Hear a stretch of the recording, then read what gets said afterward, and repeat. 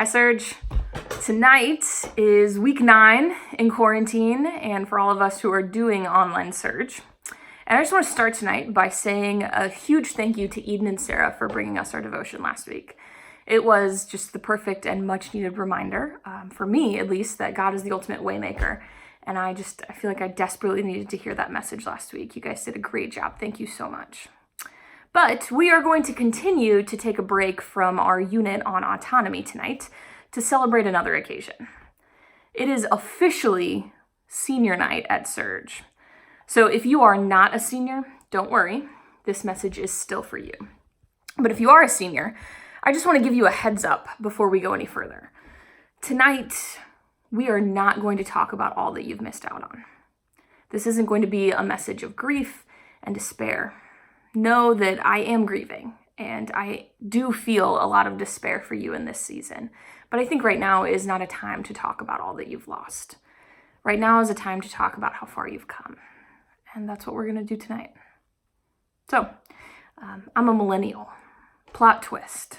But I am on the cusp of this generational shift that probably started occurring maybe when I was 9 or 10. And I know you've probably all seen these memes floating around on Facebook. Right, so these are the memes that are trying to shame people who are parents my age for giving every kid a participation trophy and seemingly trying to denounce the hard work that goes into getting first place or winning the race. I guess the real difference between my generation as parents and some of the older generations is that we value celebrating the small victories and the journey of getting to where we're going.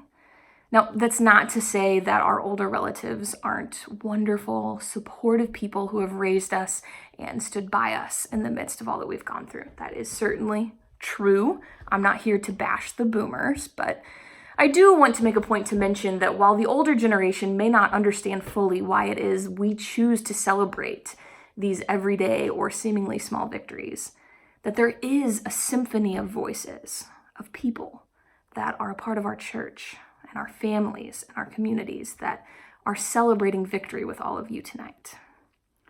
So these are the words that I hope you hear. To our seniors, we are celebrating you. We are thinking about how far you've come, how incredible your accomplishments have been leading to this point. And we are recognizing the fact that if anyone in the history of the world has ever deserved a participation trophy, it's you. But to all of our other sweet Sergies that aren't quite at graduation day or senior year yet, this is still a message for you. We're celebrating you too. You, just like the seniors ahead of you, have faced an uncertain world. Months of unexpected lockdown. You've been expected in the midst of it to rise and to overcome, to do e-learning, to follow the rules, and to figure out how to live out this reality without letting it break your hearts. Tonight, we're celebrating you too. And tonight, we're also going to talk about a passage in Scripture that likewise includes a celebration. I know I say this every week, but if you have been a part of Wesley for any amount of time, I'm sure you have heard this story from Miss Kathy or sometime in a Sunday school room. But it's the parable of the lost son. It comes to us in Luke chapter 15 with verses 11 through 32. I'm just going to pick out the key parts of the story and then I'll paraphrase the rest here. In verse 11, it starts by saying, Jesus continued, there was a man who had 2 sons. The younger one said to his father, Father, give me my share of the estate.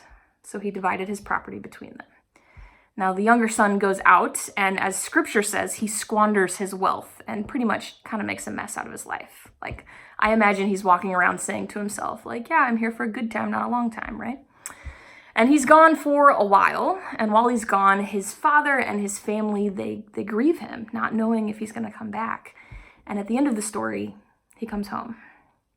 And you know what happens next. His father organizes this huge party. It's a celebration of his homecoming, where everyone rejoices, and there's a big feast, and they party all night long.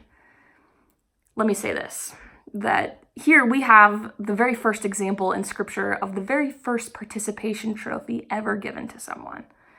This man, this father, has his son return home to him after a rough journey far away. But he sees him, and he looks at him, and he says, I'm just so glad that you made it here. and I'm going to throw a party just for you. He's saying to his son, I don't care what's just happened to you. You are good. You are so good because you're made and loved by God. And I am celebrating that you get to be mine, a member of this family. We're celebrating that you are here and that you've come so far. We're celebrating all that you will do. We're going to celebrate you. And that is a victory. So tonight, I hope you hear that. We are celebrating you. We are celebrating that you are a part of this family. We are celebrating that you've already come so far. You've done so much. You've been so much to so many people, and we rejoice in that. And my seniors, we are celebrating that after all you've been through, you made it here. And you did it with grace. You did it when it felt like the world was going up in flames around you. You did it when it would have been easy to fall apart. You did it when you probably wanted to give up, but you did it. And that is a beautiful thing. And that is something that is worthy of a great celebration. That is something incredible, and you deserve all the goodness in the world because of it. So we've spent this week and will continue this week to show our seniors some love by talking about what our prayer is for them. And my prayer for you, for every one of you, not just the seniors, is that you find ways every single day of your lives to celebrate the victory of living and of loving and of coming as far as you have. And the reality is that these aren't easy times. We're all turned upside down, and the things we thought we knew are no longer within reach. But just like in our scripture today, the one where the lost son returns home after tragedy and squander, as they put it, they still celebrate. There is still, even then, a reason to rejoice because the son is still good and he's still God's, and there's hope. There's hope for him, there's hope for what he will do, and hope because of all that he's already done. And the same is true for you. Even though this journey looks nothing like you thought it would, there's still hope. There's still hope for what you will do, hope for what you've already done. And we are celebrating for you and with you and all around you because of all the victories we have already seen you overcome. We are celebrating because of how far you've come. And we're celebrating for how far you will go. We are celebrating because you are ours, a part of this family and this ministry, and you complete us by being a part of it. We are celebrating because of how far you've come, and because that is an incredible victory. And we're celebrating because you are loved by a God greater than all that you are going through. And that is a reason to rejoice. So tonight is for you, our seniors. You are loved. You are enough. Your story matters. And no matter where you may go from here, you will always have a place among us. So now there's a special message from some of the people in our church that want to celebrate with you. I am, and always will be, celebrating you and your victories. I'm celebrating you! Woohoo!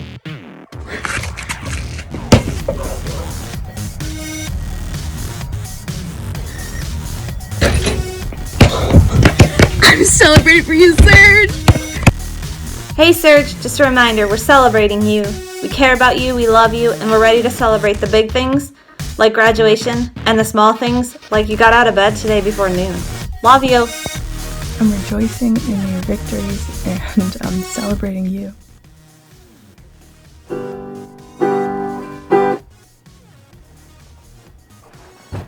Oh, hey Serge, didn't see you there. I'm celebrating you.